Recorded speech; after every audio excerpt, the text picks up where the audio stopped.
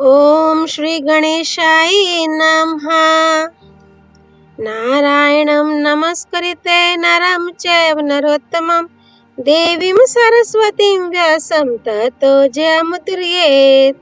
संक्षिप्त महाभारत शांति पर्व अध्याय 555 से 558। अध्याय 555 शील निरूपण, इंद्र और प्रहलाद की कथा। युधिष्ठिर ने पूछा, नरश्रेष्ठ, संसार में मनुष्य धर्म के हेतुभूत शील की ही अधिक प्रशंसा करते हैं। अतः यदि आप मुझे सुनने का अधिकारी समझें तो यही बताने की कृपा करें कि उस शील का क्या लक्षण है और वह कैसे प्राप्त होता है। भीष्म जी ने कहा, राजन, इंद्रप्रस्थ में जब तुम्हारा राष्ट्रीय यज्ञ हुआ था, उस समय तुम्हारी अनुपम समृद्धि और सभा भवन को देखकर दुर्योधन को बड़ा संताप हुआ। वहां से लौटने पर उसने अपने पिता से सारी बातें कह सुनाई। तब धृतराष्ट्र ने कहा, बेटा, यदि तुम युधिष्ठिर की ही भांति या उनसे भी बढ़कर राज्य लक्ष्मी पाना चाहते हो तो शीलवान बनो। शील से तीनों लोग जीते जा सकते हैं।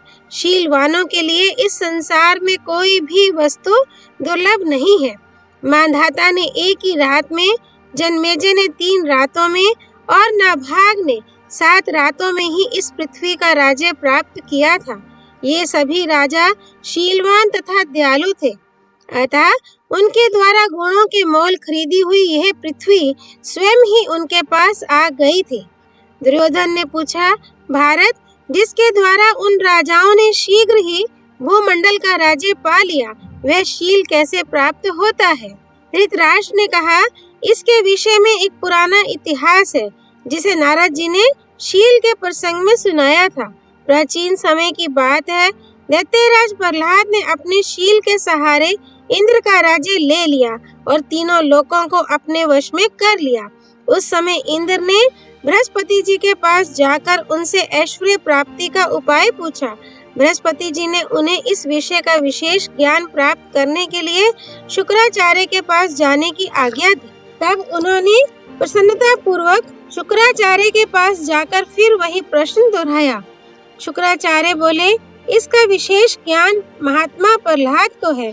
ये सुनकर इंद्र बहुत खुश हुए और ब्राह्मण का रूप धारण कर प्रहलाद के पास गए। वहां पहुंचकर उन्होंने कहा, राजन, मैं श्रेय प्राप्ति का उपाय जानना चाहता हूँ। आप बताने की कृपा करें। प्रहलाद ने कहा, विप्रवर, मैं तीनों लोकों के राज्य का प्रबंध करने में व्यस्त रहता हूँ, इसलिए मेरे पास आपको उपदेश देने का समय नहीं है। ब्राह्मण ने कहा, महाराज, जब समय मिले तभी मैं आपसे उत्तम आचरण का उपदेश लेना चाहता हूँ। ब्राह्मण की सच्ची निष्ठा देखकर प्रहलाद बड़े प्रसन्न हुए और शुभ समय आने पर उन्होंने उसे ज्ञान का तत्व समझाया। ब्राह्मण ने भी अपनी उत्तम गुरु भक्ति का परिचय दिया। उसने प्रहलाद के इच्छानुसार न्यायोचित रीति से भली भांति उनकी सेवा की। फिर समय पाकर उनसे अनेकों बार यह प्रश्न किया कि त्रिभुवन का उत्तम राज्य आपको कैसे मिला? इसका कारण मुझे बताइए। प्रहलाद ने कहा, विप्रवर, मैं राजा हूँ। इस अभिमान में आकर कभी ब्राह्मणों की निंदा नहीं करता, बल्कि जब वे मुझे शुक्र नीति का उपदेश करते हैं उस समय संयम पूर्वक उनकी बातें सुनता हूँ और उनकी आज्ञा को सिर पर धारण करता हूँ। यथाशक्ति शुक्राचार्य के बताए हुए नीति मार्ग पर चलता हूँ।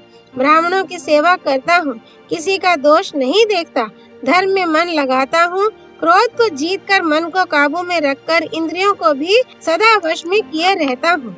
मेरे इस बर्ताव को जानकर ही विद्वान ब्राह्मण मुझे अच्छे अच्छे उपदेश दिया करते हैं और मैं उनके वचनामृतों का पान करता रहता हूँ। इसीलिए जैसे चंद्रमा नक्षत्रों पर शासन करते हैं, उसी प्रकार मैं भी अपने जाति वालों पर राज्य करता हूँ। शुक्राचार्य जी का नीति शास्त्र ही इस भूमंडल का अमृत है। यही उत्तम नेत्र है और यही श्रेय प्राप्ति का सर्वोत्तम उपाय है। प्रहलाद से इस प्रकार उपदेश पाकर भी वह ब्राह्मण उनकी सेवा में लगा ही रहा। तब उन्होंने कहा, विप्रवर, तुमने गुरु के समान मेरी सेवा की है। तुम्हारे इस बर्ताव से प्रसन्न होकर मैं तुम्हें वर देना चाहता हूँ। तुम्हारी जो इच्छा हो मांग लो, मैं उसे अवश्य पूर्ण करूँगा। ब्राह्मण ने कहा, महाराज, यदि आप प्रसन्न हैं और मेरा प्रिय करना चाहते हैं तो मुझे आपका ही शील ग्रहण करने की इच्छा है, यही वर दीजिए। ऐसा वरदान मांगने पर प्रहलाद को बड़ा आश्चर्य हुआ। उन्होंने सोचा यह कोई साधारण मनुष्य नहीं होगा। फिर भी तथास्तु कहकर उन्होंने वह वर दे दिया। वर पाकर विप्र वेशधारी इंद्र तो चले गए, परंतु प्रहलाद के मन में बड़ी चिंता हुई। वे सोचने लगे क्या करना चाहिए, मगर किसी निश्चय पर नहीं पहुंच सके।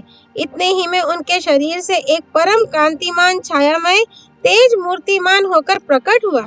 उसे देखकर प्रहलाद ने पूछा, आप कौन हैं? उत्तर मिला, मैं शील हूँ। तुमने मुझे त्याग दिया, इसलिए जा रहा हूँ। अब उसी ब्राह्मण के शरीर में निवास करूँगा जो तुम्हारा शिष्य बनकर एकाग्र चित्त से सेवा प्रायण हो यहाँ रहा करता था। यह कहकर वह तेज वहाँ से अदृश्य हो गया और इंद्र के शरीर में प्रवेश कर गया। उसके अदृश्य होते ही उसी तरह का दूसरा तेज उनके शरीर से प्रकट हुआ। प्रहलाद ने उससे भी पूछा, आप कौन हैं? उसने कहा, प्रहलाद, मुझे धर्म समझो। मैं भी उस श्रेष्ठ ब्राह्मण के पास ही जा रहा हूँ, क्योंकि जहाँ शील होता है वहीं मैं भी रहता हूँ। यूं कहकर ज्यों ही वह विदा हुआ, त्यों ही तीसरा तेजोमय विग्रह प्रकट हुआ। उससे भी वही प्रश्न हुआ, आप कौन हैं? उस तेजस्वी ने उत्तर दिया, असुरेंद्र, मैं सत्य हूँ और धर्म के पीछे जा रहा हूँ। सत्य के जाने पर एक और महाबली पुरुष प्रकट हुआ। पूछने पर उसने कहा, प्रहलाद, मुझे सदाचार समझो। जहाँ सत्य हो वहीं मैं भी रहता हूँ। उसके चले जाने पर उनके शरीर से बड़े जोर की गर्जना करता हुआ एक तेजस्वी पुरुष प्रकट हुआ। परिचय पूछने पर वह बोला, मैं बल हूँ और जहाँ सदाचार गया है वहीं स्वयं भी जा रहा हूँ। ये कहकर चला गया। तत्पश्चात प्रहलाद के शरीर से एक प्रभामयी देवी प्रकट हुई। पूछने पर उसने बताया, मैं लक्ष्मी हूँ। तुमने मुझे त्याग दिया है, इसलिए यहाँ से चली जाती हूँ, क्योंकि जहाँ बल रहता है वहीं मैं भी रहती हूँ। प्रहलाद ने पुनः प्रश्न किया, देवी, तुम कहाँ जाती हो? वह श्रेष्ठ ब्राह्मण कौन था? मैं इसका रहस्य जानना चाहता हूँ। लक्ष्मी बोली, तुमने जिसे उपदेश दिया है उस ब्रह्मचारी ब्राह्मण के रूप में साक्षात इंद्र थे। तीनों लोकों में जो तुम्हारा ऐश्वर्य फैला हुआ था वह उन्होंने हर लिया। धर्मज्ञ, तुमने शील के ही द्वारा तीनों लोकों पर विजय पाई थी। ये जानकर इंद्र ने तुम्हारे शील का अपहरण किया है।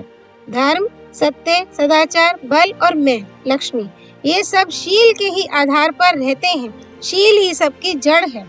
ये कहकर लक्ष्मी तथा शील आदि सभी गुण इंद्र के पास चले गए। इस कथा को सुनकर दुर्योधन ने पुनः अपने पिता से पूछा, कुरुनंदन, मैं शील का तत्व जानना चाहता हूँ, मुझे समझाइए और जिस तरह उसकी प्राप्ति हो सके वह उपाय भी बताइए। धृतराष्ट्र ने कहा, बेटा, शील का स्वरूप और उसे पाने का उपाय, ये दोनों बातें महात्मा प्रहलाद ने पहले ही बताई हैं। मैं संक्षेप से शील की प्राप्ति का उपाय मात्र बता रहा हूँ, ध्यान देकर सुनो। मन, वाणी और शरीर से किसी भी प्राणी के साथ द्रोह ना करे, सब पर दया करे, अपनी शक्ति के अनुसार दान दे। यही वह उत्तम शील है जिसकी सब लोग प्रशंसा करते हैं।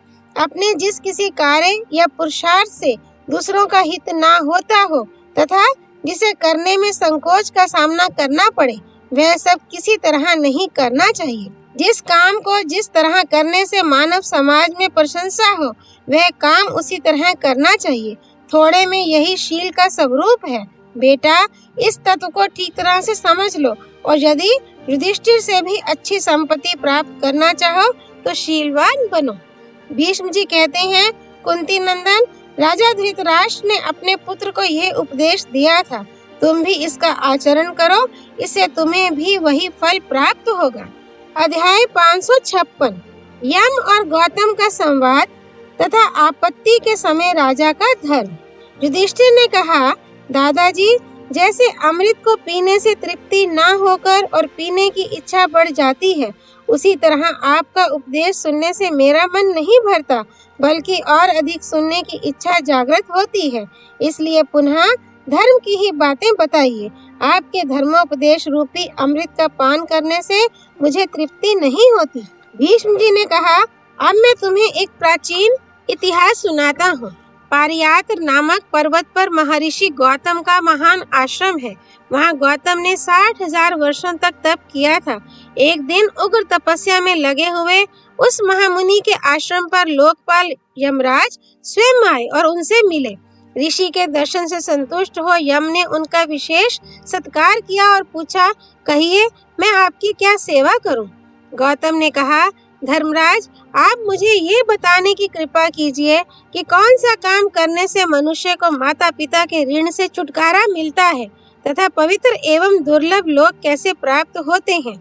यमराज ने कहा, मनुष्य तप करे, बाहर भीतर से पवित्र रहे और सदा सत्य भाषण रूप धर्म का पालन किया करे। उसे प्रतिदिन माता पिता की सेवा में संलग्न रहना चाहिए तथा बहुत सी दक्षिणा देकर अश्वमेध यज्ञ का अनुष्ठान करना चाहिए। इससे उत्तम लोकों की प्राप्ति होती है। युधिष्ठिर ने पूछा, पितामह, यदि राजा के दुश्मन अधिक हो जाएं, मित्र उसका साथ छोड़ दें तथा उसके पास खजाना और सेना भी न रह जाए तो उसकी क्या गति है? दुष्ट मंत्रियों की सहायता होने के कारण राजे का गुप्त भेद खुल जाने से राजे भ्रष्ट हुए दुर्बल राजा पर जब बलवान शत्रु चढ़ आवे और साम नीति से संधि की कोई संभावना न रह जाए तो क्या काम करने से उसका भला हो सकता है? भीष्म जी ने कहा, युधिष्ठिर, ये तो तुमने बड़े गोपनीय विषय का प्रश्न किया। यदि तुम्हारे द्वारा प्रश्न ना किया गया होता तो मैं ऐसे समय के धर्म का उपदेश नहीं कर सकता था। धर्म का विषय बड़ा सूक्ष्म है। शास्त्र के अनुशीलन से उसका ज्ञान होता है। शास्त्र से धर्म का श्रवण करके उसका पालन करने वाला और सदाचार पूर्वक साधु जीवन व्यतीत करने वाला मनुष्य कहीं कोई विरला ही होता है। उपयुक्त संकट के समय राजाओं के जीवन की रक्षा के लिए मैं ऐसा उपाय बताता हूँ जिसमें धर्म का अंश अधिक है, उसे ध्यान देकर सुनो। मगर मैं धर्माचरण के उद्देश्य से ऐसे धर्म की प्रशंसा करना नहीं चाहता। आपत्ति के समय भी यदि प्रजा को दुख देकर धन वसूल किया जाता है तो पीछे वह राजा के लिए मौत के समान सिद्ध होता है। ये सबका मत है। पुरुष ज्यों-ज्यों शास्त्र का स्वाध्याय करता है त्यों ही त्यों उसका ज्ञान बढ़ता है। फिर तो ज्ञान प्राप्त करने में उसकी विशेष रुचि हो जाती है और उसके द्वारा वह संकट से बचने का उपाय स्वयं ही ढूंढ निकालता है। अब अपने प्रश्न के अनुसार प्रासंगिक बातें सुनो। खजाने के नष्ट होने से ही राजा के बल का नाश होता है, इसलिए वह प्रजा से धन लेकर अपने कोष की वृद्धि करे। फिर अच्छा समय आने पर प्रजा के ऊपर धन आदि देकर अनुग्रह करे। यही सदा का धर्म है। प्राचीन काल के राजाओं ने भी आपत्ति के समय इस उपाय धर्म का ही आश्रय लिया था। सामर्थ्यशाली पुरुषों का धर्म दूसरा है और विपत्तिग्रस्त मनुष्यों का दूसरा। इसलिए पहले कोष संग्रह करके फिर धर्म का पालन करे। राजा ऐसा बर्ताव करे जिससे उसका धर्म भी बना रहे और उसे शत्रु के अधीन भी ना होना पड़े। वह अपने को विपत्ति में ना डाले।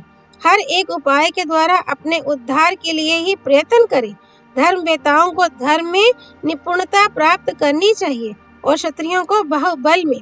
जैसे ब्राह्मण जीविका के बिना कष्ट पाने पर यज्ञ के अनधिकारी से भी यज्ञ करा लेता है और नहीं खाने योग्य अन्न को भी खा लेता है, उसी प्रकार आजीविकाहीन क्षत्रिय भी तपस्वी और ब्राह्मण के सिवा सबका धन ले सकता है।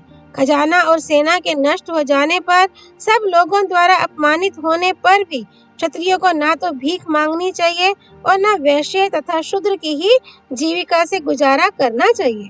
क्षत्रिय अपने धर्म के अनुसार युद्ध में विजय पाकर ही धनोपार्जन करे तो उत्तम है।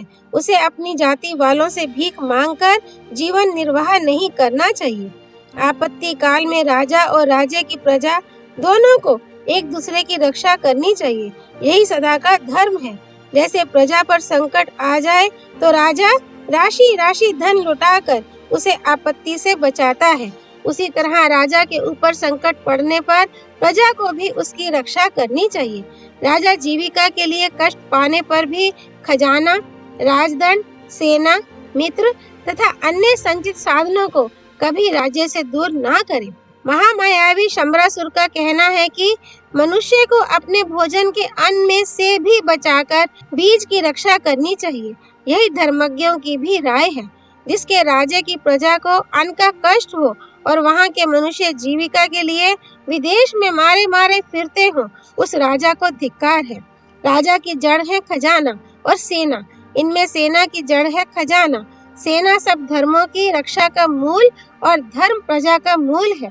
इसलिए सबके मूलभूत खजाना को बढ़ावे। खजाना ही ना हो तो सेना कैसे रह सकती है। अतः आपत्ति काल में धन संग्रह के लिए प्रजा को कुछ दबाना भी पड़े तो राजा को दोष नहीं लगता। युधिष्ठिर, राजा के लिए राज्य की रक्षा से बढ़कर कोई धर्म नहीं है। वही राजा का मुख्य धर्म बताया गया है।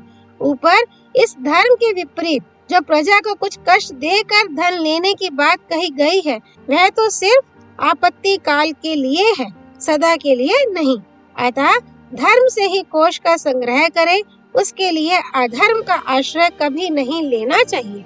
अध्याय 557 आपत्तिग्रस्त राजा के कर्तव्य तथा मर्यादा का पालन करने वाले दस्युओं की सद्गति का वर्णन। राजा युधिष्ठिर ने पूछा, पितामह, जिस राजा की शक्ति क्षीण हो गई हो, जो दीर्घ सूत्री हो, जिसके नगर और राष्ट्रों को शत्रुओं ने बांट लिया हो, जिसके मंत्रियों में एक मत ना हो, जो दुर्बल हो गया हो और बलवान शत्रुओं ने जिसके चित्त को घबराहट में डाल दिया हो, उसे क्या करना चाहिए। भीष्म जी बोले, राजन, बाहर से आने वाला शत्रु यदि धर्म और अर्थ में कुशल तथा पवित्र चरित्र हो तो उसके साथ शीघ्र ही संधि कर ले और इस प्रकार अपने परंपरागत राज्य को शत्रु के हाथ में जाने से बचा ले।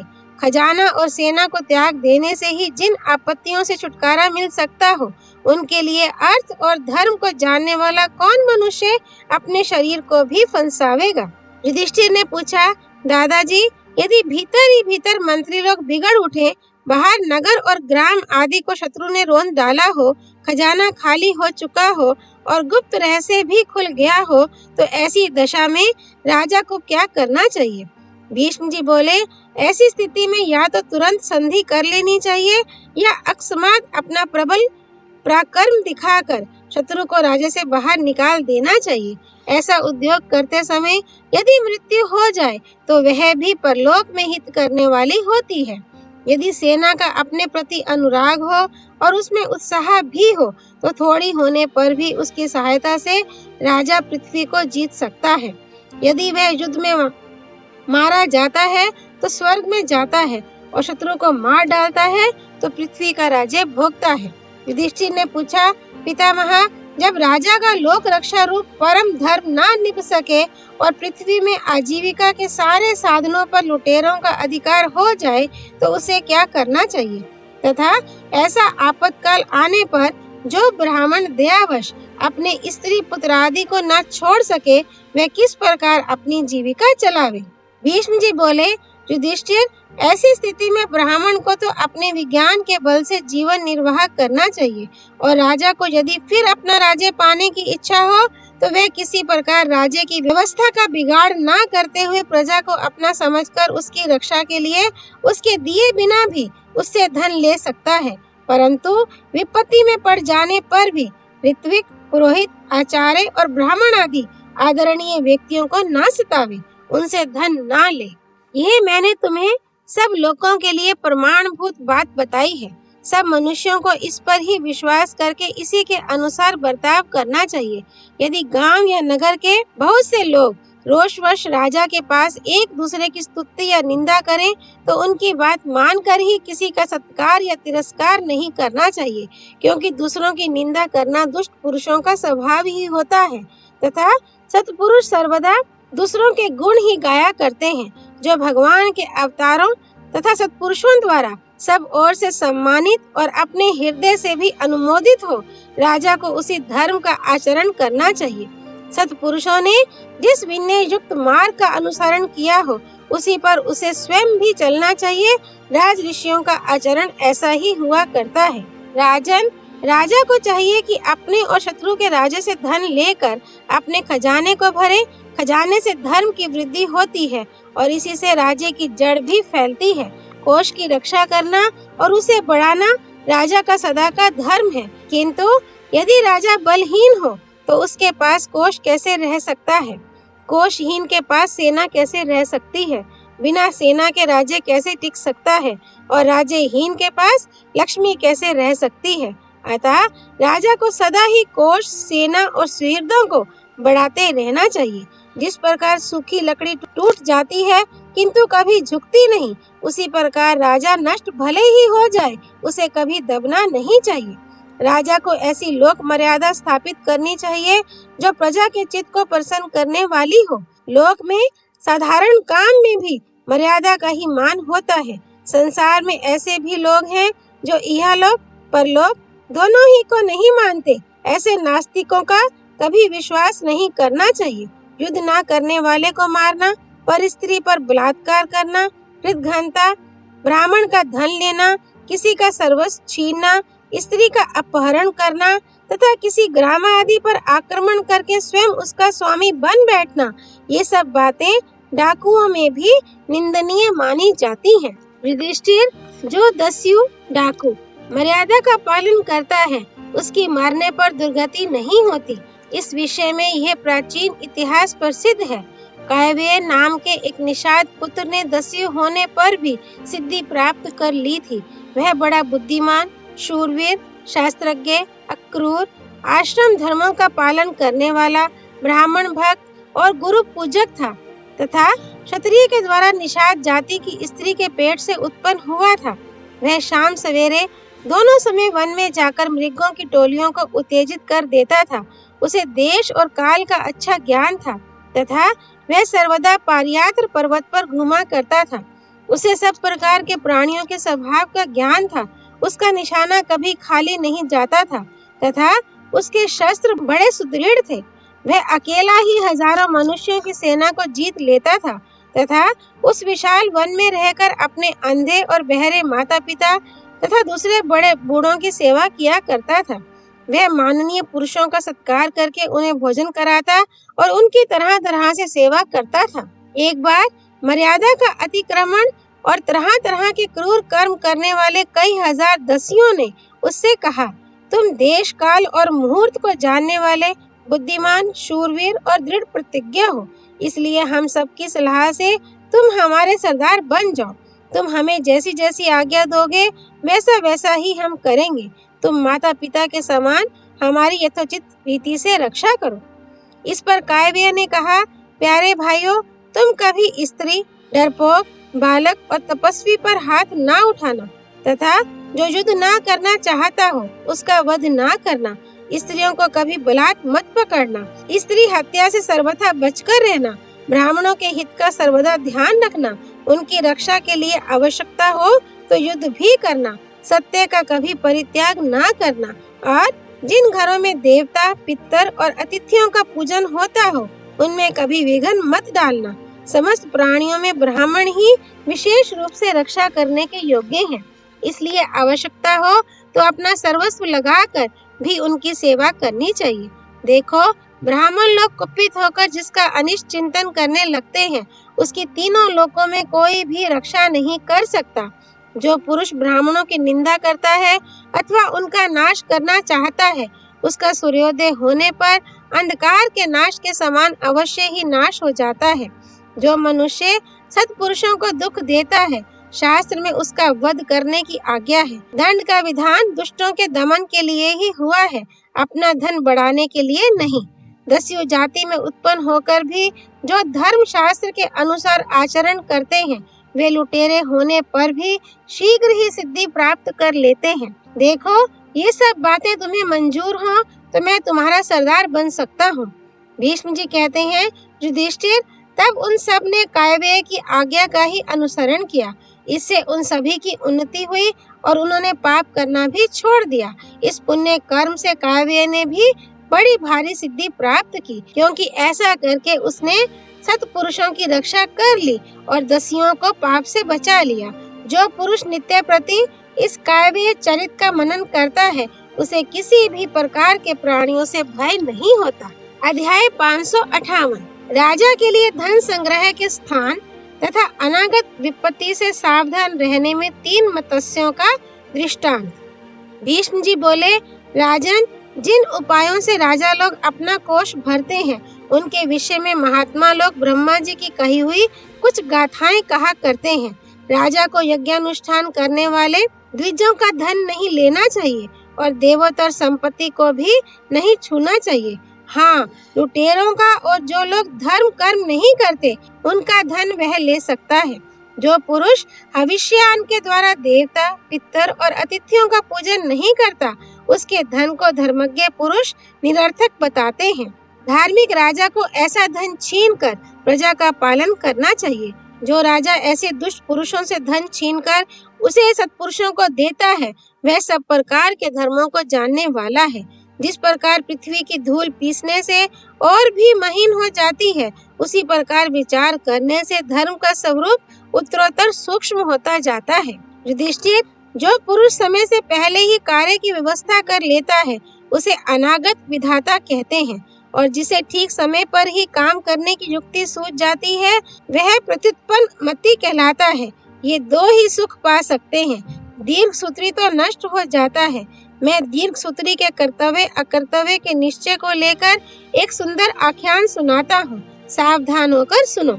एक तालाब में, जिसमें थोड़ा ही जल था, बहुत सी मछलियाँ रहती थीं। उसमें 3 कार्यकुशल मत्स्य भी थे। वे तीनों एक साथ ही रहा करते थे। उनमें एक दीर्घकालज्ञ अनागत विधाता, दूसरा प्रत्युत्पन्न मति और तीसरा दीर्घ सूत्री था। एक दिन कुछ मच्छरों ने उस तालाब से सब और नालियां निकालकर उसका पानी आसपास की नीची भूमि में निकालना आरंभ कर दिया। तालाब का जल घटता देखकर दीर्घदर्शी ने आगामी भय की शंका से अपने दोनों साथियों से कहा, मालूम होता है इस जलाशय में रहने वाले सभी प्राणियों पर आपत्ति आने वाली है, इसलिए जब तक हमारे निकलने का मार्ग नष्ट ना हो, तब तक शीघ्र ही हमें यहाँ से चले जाना चाहिए। यदि आप लोगों को भी मेरी सलाह ठीक जान पड़े तो चलिए किसी दूसरे स्थान को चलें।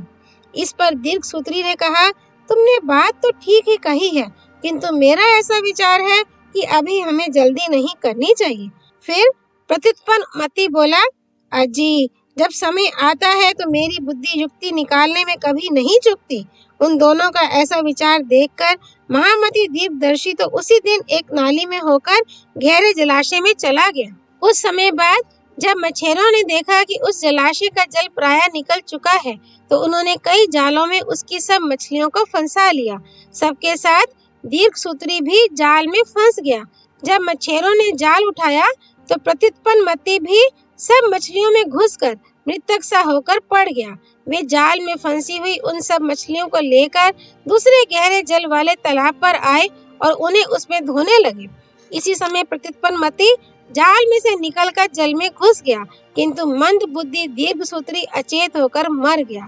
इस प्रकार जो पुरुष मोहवश अपने सिर पर आए हुए काल को नहीं देख पाता, वह दीर्घसूत्री मत्स्य के समान जल्दी ही नष्ट हो जाता है। जो यह समझकर कि मैं बड़ा कार्य कुशल हूँ, पहले से ही अपनी भलाई का उपाय नहीं करता, वह प्रत्युत्पन्न मति नामक मच्छ के समान संशय की स्थिति में पड़ जाता है। इसी से कहा है कि अनागत विधाता और प्रत्युत्पन्न मति ये दो सुखी रहते हैं और दीर्घसूत्री नष्ट हो जाता है। ऋषियों ने इन्हीं को धर्मशास्त्र और मोक्ष शास्त्र में प्रधान अधिकारी माना है तथा यही ऐश्वर्य के भी अधिकारी हैं। जो पुरुष उचित देश और काल में सोच समझकर सावधानी से अच्छी तरह अपना काम करता है, वह अवश्य उसका फल प्राप्त कर लेता है। ओम तत्सत। नर नारायण भगवान श्री कृष्ण की जय। भगवती सरस्वती देवी की जय। भगवान व्यास अवतार श्री कृष्ण द्वैपायन की जय।